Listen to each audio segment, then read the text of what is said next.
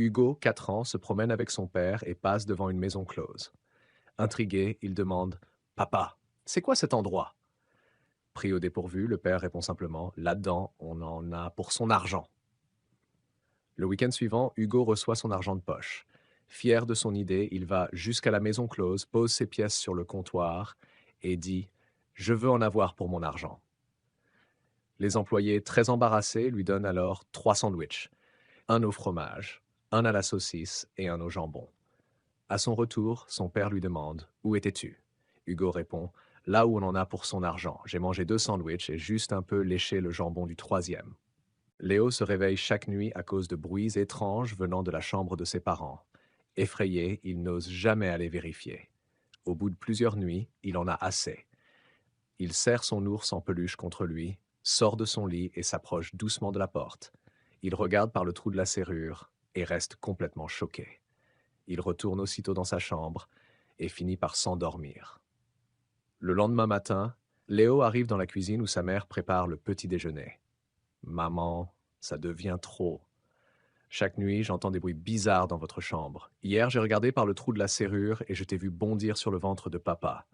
Pourquoi tu fais ça? La mère rougit et improvise. Mon chéri, je saute sur son ventre parce qu'il est un peu gros. Ça l'aide à perdre du poids. Léo secoue la tête. Ça ne marchera jamais. Pourquoi donc? Demande la mère. Parce que dès que tu pars au travail, la voisine vient tous les jours et elle le regonfle. Dans une maison de retraite, Madame Martin marchait dans le couloir en tenant une vieille culotte à la main. Un jour, le prêtre vient lui rendre visite. Lui, il tenait sa Bible. Il lui dit Madame Martin, vous ne devriez pas vous promener avec cette culotte. Si, je devrais, mon père.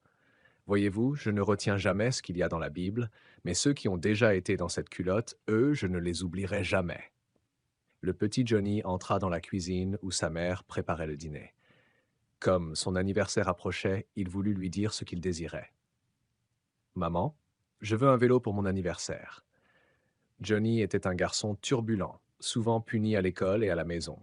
Sa mère, très croyante, lui demanda s'il pensait vraiment mériter un cadeau. Elle lui dit ensuite d'aller réfléchir à son comportement et d'écrire une lettre à Dieu pour expliquer pourquoi il méritait un vélo. Johnny monta dans sa chambre. Première lettre. Cher Dieu, j'ai été très sage cette année et je voudrais un vélo rouge. Ton ami, Johnny. Mais il savait que c'était faux. Il déchira la lettre. Deuxième lettre. Cher Dieu, j'ai été assez sage cette année et j'aimerais un vélo rouge. Merci d'avance, Johnny. Encore faux. Il déchira. Troisième lettre. Cher Dieu, j'ai été correct cette année et je veux vraiment un vélo rouge. Ton ami, Johnny. Toujours pas crédible. Johnny, découragé, redescendit à sa mère qu'il allait à l'église. Elle accepta. Arrivé à l'église, Johnny vérifia qu'il n'y avait personne, prit une statuette de la Vierge Marie, la cacha sous sa veste et se hâta de rentrer. Il monta directement dans sa chambre et écrivit Cher Dieu, j'ai ta mère. Si tu veux la revoir, apporte-moi un vélo. Tu sais qui? Une patrouille frontalière russe marche le long de la ligne, s'attendant à une soirée calme, quand soudain, il voit quelque chose pendre d'un arbre. Quelqu'un s'est pendu juste là à la frontière. Il appelle son partenaire Ivan. Viens vite. Il y a quelqu'un pendu à l'arbre. Quelqu'un s'est suicidé juste ici à la frontière. Quoi? Oh non, s'il te plaît.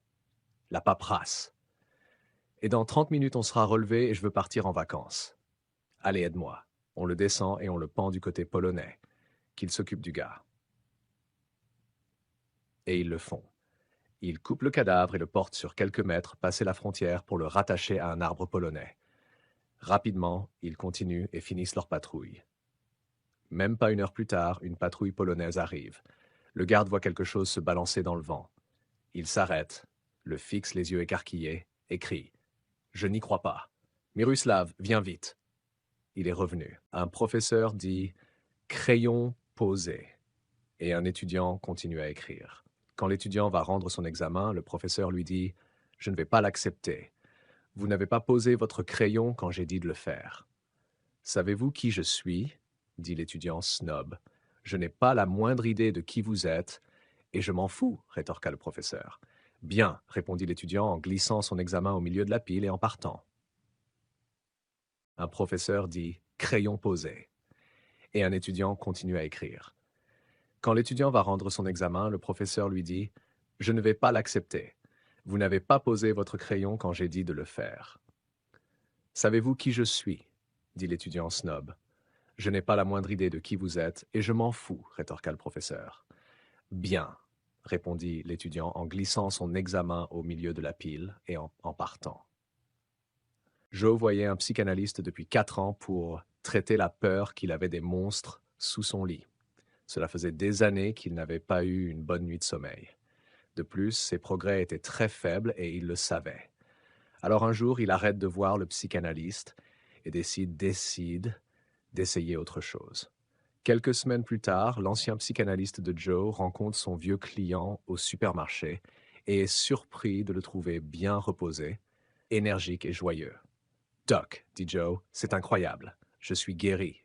C'est une excellente nouvelle, » dit le psychanalyste. « Vous semblez aller beaucoup mieux. » « Comment ?»« Je suis allé voir un autre docteur, » dit Joe avec enthousiasme, « et il m'a guéri en une seule séance. »« Une ?» demande le psychanalyste incrédule. « Ouais, » continue Joe. « Mon nouveau docteur est un behavioriste. »« Un behavioriste ?» demande le psychanalyste.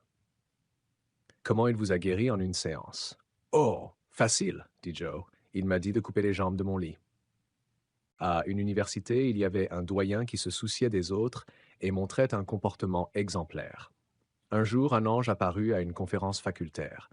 L'ange dit qu'en récompense de ses bonnes actions, Dieu lui donnerait le choix entre des richesses éternelles, la sagesse éternelle ou la beauté éternelle.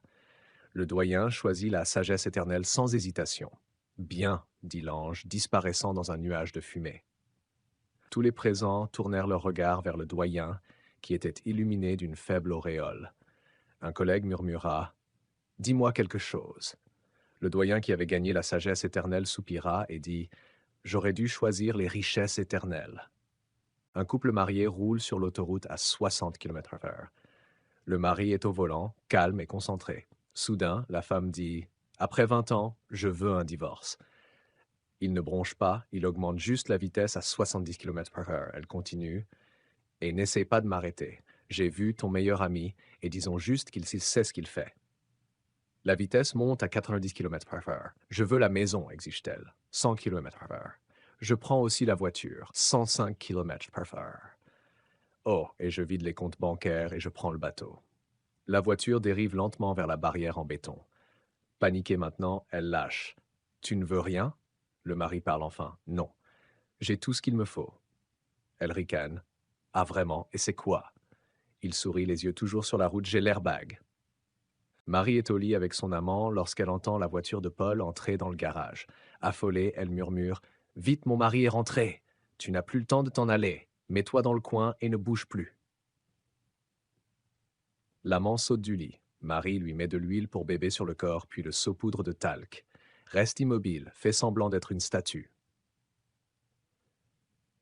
Quelques secondes plus tard, Paul entre dans la chambre. « C'est quoi ça ?» demande-t-il. Marie répond « C'est une statue. Les voisins en ont acheté une pour leur chambre. J'ai trouvé ça joli, alors j'en ai acheté une aussi. » Paul ne dit rien de plus. Le couple dîne, puis se couche. Vers 3 heures du matin, Paul se lève, descend à la cuisine, revient avec un sandwich et une bière, les pose devant la statue et dit « Tiens, mange. Chez les voisins, je suis resté 3 jours à côté de la leur sans qu'on m'offre ne serait-ce qu'un verre d'eau. » Stéphane est sur son lit de mort, et sa femme est assise à son chevet. Il murmure faiblement « J'ai quelque chose à te confesser. » Elle répond doucement « Ce n'est pas nécessaire, mon chéri. » Mais Stéphane insiste. « Si je veux partir en paix. J'ai eu une liaison avec ta sœur, ta meilleure amie et ta mère. » Sa femme lui caresse la main et dit calmement « Oh, je sais, mon amour. Repose-toi maintenant, que le somnifère fasse effet. » 2. Le pasteur et les cadeaux de Dieu. La femme du pasteur attendait un enfant. Il demanda à sa congrégation une augmentation. Ils décidèrent que son salaire augmenterait à chaque nouvel enfant. Après le 7e, la communauté s'inquiéta des coûts et organisa une réunion animée. Le pasteur les écouta débattre pendant 2 heures, puis déclara « Les enfants sont des cadeaux de Dieu. » Nous devons accepter chaque don qu'il nous fait. Une vieille dame au fond de l'église se leva difficilement et dit d'une voix faible : « La pluie aussi est un don de Dieu. Mais quand il y en a trop, on met un imperméable.